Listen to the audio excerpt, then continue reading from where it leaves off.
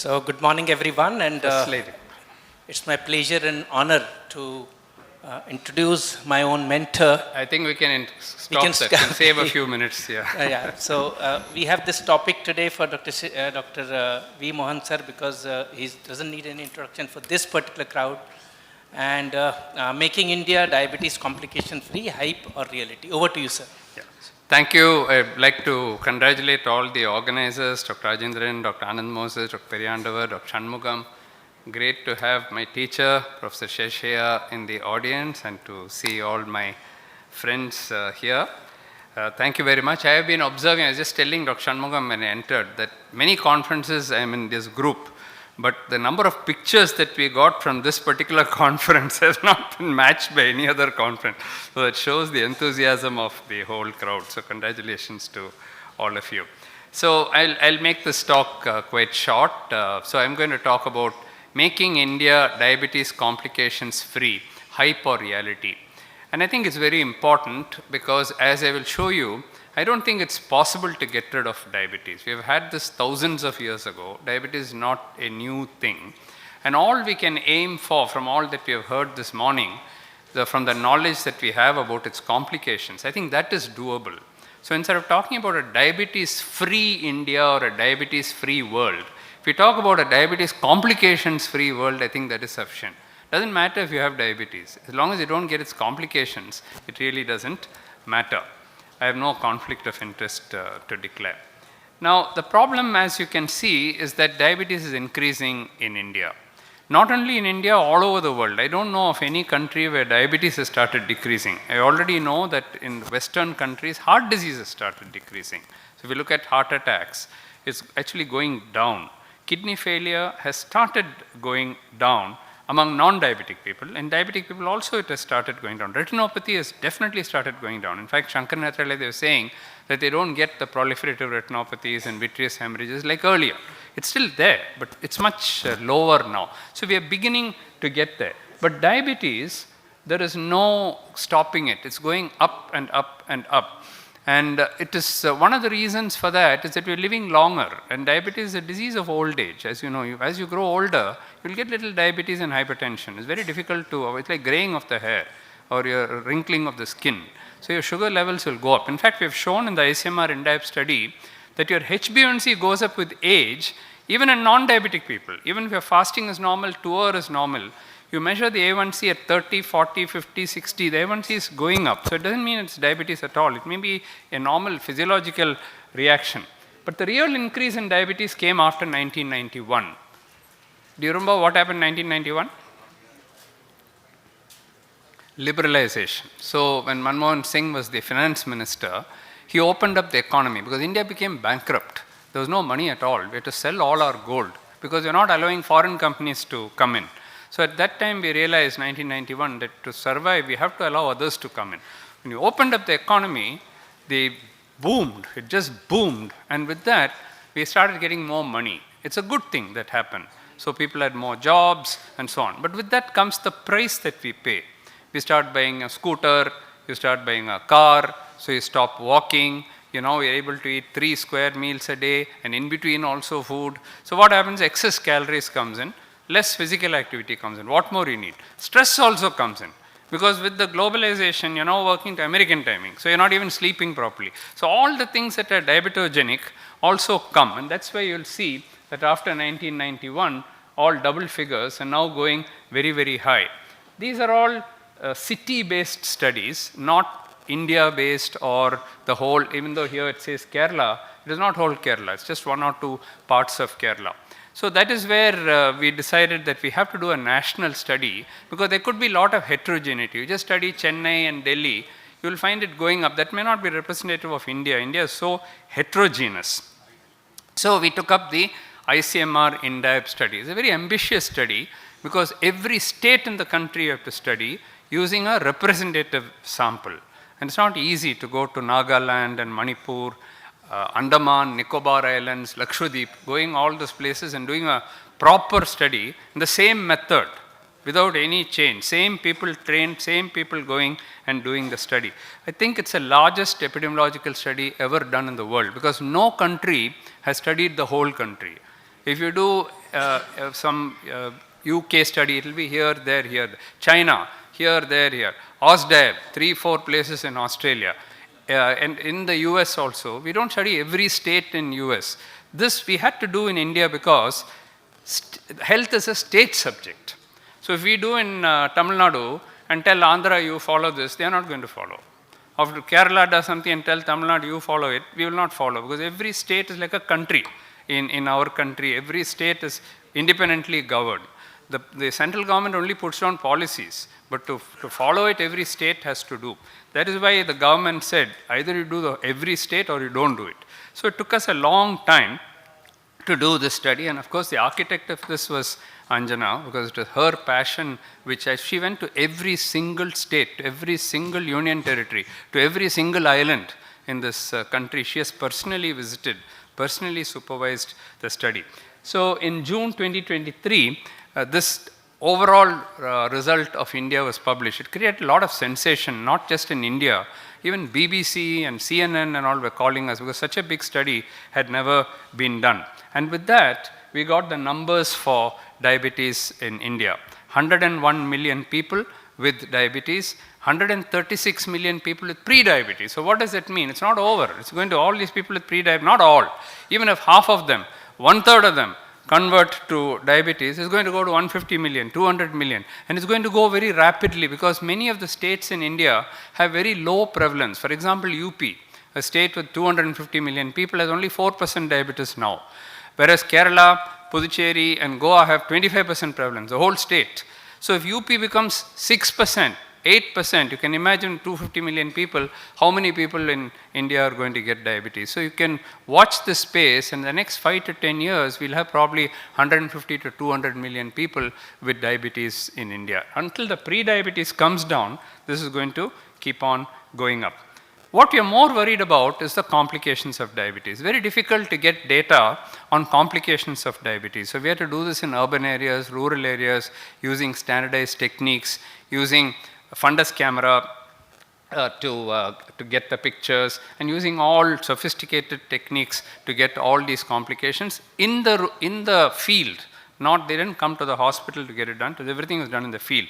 So now you can see the millions of people. If you just take kidney disease, with 100 million people in India, 25% of them have microalbuminuria and above. I'm not talking about end-stage renal disease. That's 25 million people. That's Australia. It's the whole of Australia. Its population is the number of people with kidney disease we have in India. So that's why Finaro not discussed is very relevant to our country. Everything that is discussed this morning is very relevant. Now, imagine even if 20% of them progress to kidney failure, to CKD, then you have 5 million people requiring dialysis and transplantation. 5 million people. We are doing 10,000 transplants a year, 10 to 15,000 transplants a year in the whole country. We are talking about 5 million. We'll never be able to do it. So the only thing that all conferences should discuss, the only thing that everybody who treats diabetes should be aware of, is how to prevent these complications. If you don't prevent the complications, then we are doing a disservice to people. If after all the knowledge we have, people are still getting complications, what are we doing? We're doing nothing, okay? So can we make India diabetes free? Very unlikely, because there are non-modifiable risk factors. One is family history of diabetes. Father and mother are diabetic, what are you going to change? You can't change anything. Aging, can you prevent aging? Only if everybody dies young, they may not get diabetes. All of us live up to 60, 70, 75, 80. Most people will have diabetes. They are non-modifiable risk factors. So can we at least eliminate the complications of diabetes? What do we mean by having India being diabetes complication free? Let me clarify. We are not talking about, if you examine the eye, you will find one microaneurysm. We're not, so let it be there, one micro. What is there? If you, after 30, 40 years, little bit of microalbuminuria is there, but it's not progressing. That's also okay, as long as they don't go into kidney failure. They have little bit of neuropathy, that's it. A little numbness, which you can treat, that's it, nothing else. But nobody is having amputation. So that is what we mean by preventing blindness, preventing amputation, preventing dialysis or transplantation, preventing heart attacks and stroke, and preventing pain and suffering. I'm not even including liver failure or cirrhosis, HCC, impotence. I'm not including all that. There are so many other complications you can add here. But at least the major ones, if you're able to even reduce it, even if, I'm not saying you will not have a single renal failure, but if you reduce it by 50%, that's a great thing that we can achieve. And all of us should put our efforts into that. So can we dream of a diabetes complications-free India? Let's see whether it is possible or not. So I have put down a following things. If you want to prevent complications, you want to have a diabetes complications-free India, you have to do 5 things. Number 1, you should detect diabetes early. The problem is that diabetes doesn't produce symptoms. So you can miss the diagnosis for 5 years, 10 years. Already the seeds have been sown to develop complications. It's too late. By the time they come to us, they already have retinopathy, they already have microalbuminuria, they already have neuropathy. What are you going to do? It's very difficult. So you have to detect diabetes early. If possible, detect it in the pre-diabetic state and then reverse it at that stage. We talk about reversal of diabetes. Nobody talks about reversal of pre-diabetes. That is much easier to reverse. If you diagnose it, they lose 5 kilos in weight, they'll get completely reversed. It's so easy to reverse because the beta cell function is very good at that stage. Second, once you get diabetes, the ABCD mantra should be followed. There is no argument about that. We heard about Steno's study earlier today. What did they do? ABC only, they did the same. Again and again, we're coming back to ABC, and I'll talk about that. Regularity of follow-up is very important. We don't follow up people, you cannot screen them. That is where we lose them. In my own patient, many of them will say, they'll come to me after 5 years, 10 years. I was okay, sir, they'll say. When you check up, already creatinine is high, everything is high, they've lost the opportunity. They say, but I had no symptoms. That's the problem. It's a silent killer. Then, how do we take all this to rural areas where majority of people in India live? And finally, the answer is a long and healthy life possible despite diabetes, if you do all this. Now, here are the stages of diabetes. We have normal glucose tolerance, we have a pre-diabetic stage, we have a clinical diabetes stage, and a stage of complications. Once you go to complications, the arrow is only progressing that way. There is no arrow, blue arrow from that side. Once you have developed complication, how can you reverse it? Many people are claiming that even your kidney failure will reverse it and all. That's all not true. Okay, once you get into complications, you can at least try to delay it, that's all. Delay the death, delay the complication, delay the suffering, that's all you can do. Whereas, if you're on clinical diabetes stage, yes, you can keep it there, you can prevent going to the next stage, maybe you can reverse it, maybe you can bring it to pre-diabetic stage, and then maybe if you're very lucky in early stages, you may completely reverse it. Even if you hold it there, and they don't go into complication, that itself is good. Pre-diabetic stage, very easy to reverse. That stage is very amenable because the beta cell function is not completely lost. So it's very easy. So pick up the stage there. That's where primary prevention of diabetes is possible. Of course, primordial prevention, which Professor Sheshaya talks about, is very much doable at a population level, starting with GDM or without GDM or wherever it is. Correction of the risk factors of diabetes is also very possible. Now, you already developed diabetes. So what is the A, B, C, D goals of treatment? A, B, C, these are not set very strictly. For example, you can say, oh, you should bring it to 5.6, you should bring it to 6, you should bring it to 6.5. Let's talk about bringing it below 7 first. Let's set our goal not very high, but even low. That at least if you achieve, it's very good. So can we get it below 7? Blood pressure. When I show this to cardiologists and others, they'll say, 120/70 you should bring. What are you talking? 140/90. First, let's achieve 140/90. Then we'll go to 130/80. Then we'll go to 120/70. First, let's achieve this. When a child is getting 30 mark, no, anything less than 100 is bad for you. You won't get into NEET. You have to get 99. You have to get 100. Next time, child will get 20 marks. He'll get so depressed, he'll get 20 marks. Okay? So, depending on where you start, any improvement is good. From 30 to 50, 30 to 70 is a very good improvement for a child. Okay? So, it depends on where you start. Cholesterol LDL, again, whenever I talk about less than 100, cardiologists jump up and they tell me, we want 30 and you are talking about 100. I said, first we'll get 100, then we'll get 70, then we'll get 50, then we'll get 30, okay? But D is also important. People just think taking a drug is sufficient. It's not. Diet is important, exercise is important. If you do all that and you're smoking 1 packet of cigarettes per day, what's the use? So no smoking, no tobacco. Now we know, they used to say a little bit, I'm sorry if people drink in the audience, the most controversial topic, don't beat me up. So they say, oh, take 1 or 2 pegs of alcohol, it is good. That is being disproved completely now. Even 1 drink is enough. In a diabetic patient, even 1 drink is enough to increase your risk of MASLD and cirrhosis and so on. And then of course stress reduction and regularity of follow-up. Sounds so easy, but it's not so easy. Are we meeting the goals today? Let us see. In INDAP, we had an opportunity to look at this in the whole country. Now let me clarify, these are not newly diagnosed patients whom we picked up. We are talking about those who told us when we went to the home, yes sir, I'm having diabetes, I'm taking treatment. Then we said, let's see whether you got ABC in the whole country, how many people have got it. If you look at A1C, somebody slide said 50% are not achieving. 65% are not achieving. That is the fact. If you look at HbA1c, it's only 30-35% are achieving, 7% among those who are taking treatment. Blood pressure less than 140/90, about 50%, half. And what about cholesterol? LDL below 100, about 65%. So that looks quite good. Okay, statin or without statin, 65% are already getting LDL below 100. But the problem comes when you have A, B, and C. All the three, how many have achieved? 7%. So those who have HbA1c control, not controlling blood pressure. Those who are controlling the lipids, not controlling sugar. So one or the other gets missed out. 93% of people in this country are not controlling A, B, C at that very loose criteria which we have said. Where are you talking about 30 LDL when even 100 LDL you not achieved? First, let's achieve realistic goals. Let's set ourselves realistic goals, because if you tell everybody 30 LDL and 120/70 blood pressure and all, you're never going to get there.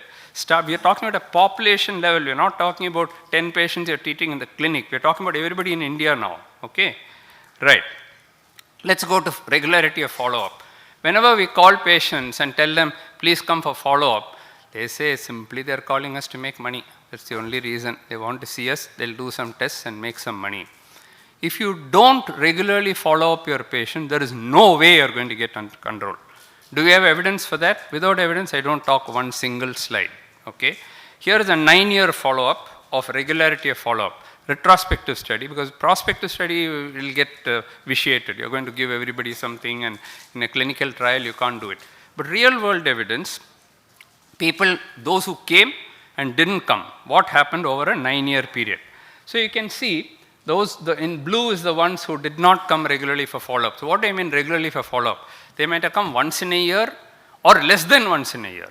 These people have come at least twice in a year, maybe 3 times in a year. Otherwise, there's no other selection criteria. Only follow-up, when did they come? When did they come? If you look at it, clear 1% of even those who came regularly, they have not achieved 7, 7.4, 7.5, like that. Okay. Now, if from this is the HbA1c over a period of 9 years, you can calculate what's called as a glycemic burden. There's a calculation for that over a 9-year period. So you can see the glycemic burden is much more in those who did not come for follow-up. So what happened? What happened is that over a 9-year period, those who simply came regularly for follow-up, nothing else they did, they simply came for follow-up, 50% lower retinopathy and nephropathy incident. They didn't have it earlier. They didn't have retinopathy and nephropathy earlier. Over a 9-year period, 50% less in those who came for follow-up. Are we surprised? We're not surprised. Because every time they came, we are checking the blood pressure, we're checking the sugar, we're checking the cholesterol, improving the thing, adding one more drug, your fixed drug combination, 3 drugs, whatever. We are doing all that. If they come, they don't come, what do we do? The old prescription itself is going on. You cannot achieve. Okay? You have to see your patients at least 3 times a year. How do we take this to rural areas? Doctors are not there in rural areas. So you must have different approach when you go to rural areas. 51 out of the 101 million people with diabetes in India, 51 million are in rural areas. 50 million are in urban areas. In rural areas, you have poverty, literacy problem, transportation problem. Where is specialized diabetes care in some remote village? It's not there at all. So we have to have the 6A test, make diabetes care available, accessible, affordable, appropriate, acceptable, and accountable in rural India. For that, the Chunampet rural model, and we took up this Chunampet rural model not during COVID. 10, 15 years before COVID, we started. Last 20 years, we've been working in Chunampet and 42 villages in and around with the support of the Tamil Nadu government. So what we do is, we have a van which goes around to screen people. It's like a mobile hospital going around. And it's done completely free of cost for all the villages. So we go to huts like this. The young men and women who did not have a job because they didn't go to school, we train them to take heights, weights, blood pressure. It's been still going on. Now we are working in 70 villages now. In 2 districts we are working. And every year we give the report to the government. So we check the sugars and blood pressures of everyone. Today the Tamil Nadu government itself is doing it. Makkale Thedi Maruthuvam, they themselves are going to the home. So we avoid those areas where they are going, and to other areas we go and they help them. Suppose this particular lady has diabetes. She can enter into the van and have everything done inside the van. Eye checkup, kidney checkup, the nerves, biothiosymmetry, Doppler, and so on. She can have online consultation with our doctors, ophthalmologist here, Dr. Pratipa, who is talking to this lady 200 kilometers away, telling her what we did, what is retina, what is eye checkup, what is refraction.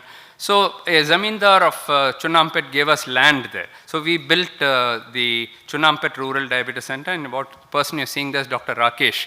He was working in Chunampet. So we took him, trained him, put him back in his own village. Last 10, 15 years, he's running that center as a charity. So the results are fantastic. We're able to not only screen for complications, we use only very low-cost generic drugs. The cheapest, we don't use any of the latest drugs. We use only low-cost metformin, low-cost sulfonylurea drugs. And with that, we're able to bring huge changes in the villages. Bring down, this is only the first year's results. Now it's come down still lower. The entire villages, if you see, it's coming down. We are also controlling blood pressure. We are also controlling lipids using very low-cost drugs. So the Lancet wrote about this and said that the Chunampet is the first in the world rural diabetes project. So they said the Chunampet Rural Diabetes Project is a good model for delivering preventive and therapeutic healthcare to rural areas. Of course, we had a lot of publicity, CNN, Discovery Channel, BBC, Le Monde, France. In fact, this newspaper, Le Monde, is the most popular French newspaper in the world. This is first page of the whole newspaper. If you can read French, it says in India, the poor now can get free treatment for diabetes. So it's become a big story, and books have written about it, chapters, business magazines have written about it. Lastly, you may ask, okay, you said A, B, C, if it's not controlled, it develops complications. What if they control everything? Can you prove that they will not develop complications? Yes, because long-term survivors with type 2 diabetes, a paper we published in 2013, to the first paper in the world to show 40 and 50-year survival of type 2 diabetes. And that's where they gave me the Harold Rifkin Award from the ADA for being the first to show that 40, 50-year survival with type 2 diabetes is possible. And again, what came out of that? We compared those who died with those who are living. And all it said was glycemic control A, blood pressure control B, lipid control C. Again and again, you're coming back to the same thing. If you're just able to control that, you can do that. This is a paper of those above 90 years of age. I often show this picture. Many of the patients here you may recognize. I'm not naming them. But they're all above 95 years of age. 2 of them had crossed 100 years of age, and they're doing extremely well. I have now a series of people who have lived more than 100 years. 50 years over, 60 years over, type 2 diabetes are doing well. So if you had one case, you can say as a fluke. No, it's not. You're getting more and more patients now living 95, 100 years if you simply follow the ABCD mantra. So the secrets to live to 100 years is detect diabetes early, keep the ABCD under control. First 10 years are very important. If you miss the first 10 years, you've finished. You have to control the first 10 years. Exercise regularly, eat reasonably healthy diet. I'm not saying you cannot have one gulab jamun in your life, but somewhat healthy you should do. Reduce stress, regularity of follow-up. So if one follows these steps, even people with diabetes can live up to 100 years of age. My father, when I joined him at the age of 18, he made a statement, and I poo-pooed him and laughed at him. He said, a well-disciplined and controlled person with diabetes is often better and healthier than one without diabetes. This is what he told me when I first joined him. அதெல்லாம் சும்மா பிளாட்ஃபார்மில் பேசுவீங்க நீங்கள், இதெல்லாம் சும்மா எப்படி diabetic patient life expectancy குறையும் போது, how do you tell that they can live longer? Today I know he is right, because people like Professor Sheshaya and my father and all have seen much beyond what we have seen. So is making complications free, a hype or reality. It's a reality. But we all have to work very, very hard, and everybody has to join together. Primary care physician, diabetologist, endocrinologist, all specialists have to join together. Jagdish Chandra Bose said that when one dedicates himself wholly for a great cause, the closed door shall open, and the seemingly impossible will become possible for him. At the EASD, I invite you to come next week. Actually, it starts next week, but 19th September at 8:30 a.m., I'll be receiving the first ever in the world EASD Global Diabetes Impact Prize. I don't know why they chose me, but the first ever prize goes to an Indian. So I hope those of you are there in the audience. Jagdish Chandra Bose's quote will be my last slide, that's saying that it's possible, and it's possible to do it in India. Jai Hind. Thank you. Thank you. I think we have 5 minutes for questions also. It's a keynote only. So those who have any questions can please line up. Since the next talk is on obesity, I'm going to... The impact of weight loss, it's something that we generally don't talk about. And it's also now we know it prevents complications. How do you factor this into your long years of work in this? So our first paper on remission of diabetes we published in 1985 or 86. I don't think anybody was talking about remission. The title itself is the remission of diabetes. And along with my father, we published that paper. So what we showed in that paper, there were 40 cases who developed remission of diabetes. And what we showed, and which still holds true, people talk about 15 kg weight loss and 15% weight loss. Not needed. In our country, even if you lose 5% of your weight, 5 kg in your weight, in early cases, you can reverse it back. So I think for those who have weight as a problem, not only reversal of diabetes, but bringing down blood pressure, bringing down lipids, and even bringing down not just your heart risk, but also your kidney risk. Even CKD risk seems to come down. So for those who are overweight, I would say it's actually an advantage for you because you've got something to lose. The problem is in our lean patients. When you have the severe insulin deficient diabetes, the SID variety, where your BMI is already 18, 19, and you have type 2 diabetes, how are you going to control it and how are you going to lose weight? There is where you'll have to do aggressive treatment, probably start insulin early, or we don't know how the GLP is not going to work in that group. But we certainly know DPPs work, low dose sulfonylurea, the modern sulfonylurea work, if necessary insulin. Metformin still works in that group. So whatever it is, whatever drug you choose is immaterial. You'll have to get it under good control. I think you follow the ABCD mantra, and where weight loss is there, add that also. Now add liver into the equation. More and more things are coming in. So I think we have got more things to target now.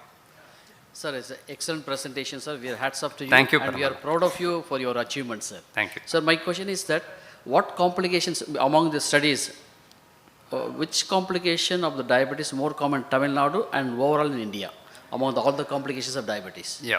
I don't think we have got data now in INDIAB. The next phase of INDIAB is looking at complications. In some places, the complications are a little lower because they have, you mentioned weight. Jharkhand, for example, they're so lean that cardiovascular disease is little less common. In South India, cardiovascular disease is definitely more. But as far as retinopathy, nephropathy is concerned, it's more related to your HbA1c and more related to your duration of diabetes. I don't think between states there is much of a difference. Heart disease, there is a difference because the cholesterol levels are different. For example, Tamil Nadu, the mean cholesterol of entire Tamil Nadu is 186 milligrams. In Kerala, it's 230, 50 milligrams higher. I don't know, it's coconut oil or what it is. We are now correlating it. We have a Nature Medicine paper coming out this week. There we are correlating it with various dietary factors. So diet is not the same. Physical activity is not the same. Even genes are not the same. If you go to Northeast, they've got Mongoloid genes. They've got more of Chinese genes than what we have. So there are a lot of heterogeneity within India, but South India has definitely more of heart disease and diabetes, no doubt about it. Thank you very much, sir. So just a last question, very brief, and I won't answer in 30 seconds. Microangiopathy, macroangiopathy. If I want to rate A, B, C, D, which should come first as a priority? So if you do the A alone, okay, just the A1C control, microvascular is reasonably covered. We know from the Steno study that A alone is not sufficient. So you need the B and the C. B and the C are probably more important for heart disease, probably a little bit more for kidney disease, blood pressure becomes very important. But for retinopathy and neuropathy, glucose control itself seems to be good. You don't have to control your blood pressure and cholesterol to reduce neuropathy. So for microvascular, diabetes control, but we cannot treat it in isolation. You have to look at the B and the C as well, and the D as well. Thank you very much, and congratulations once again. You deserve lots of applause from all of us. Thank you, sir. Thank you.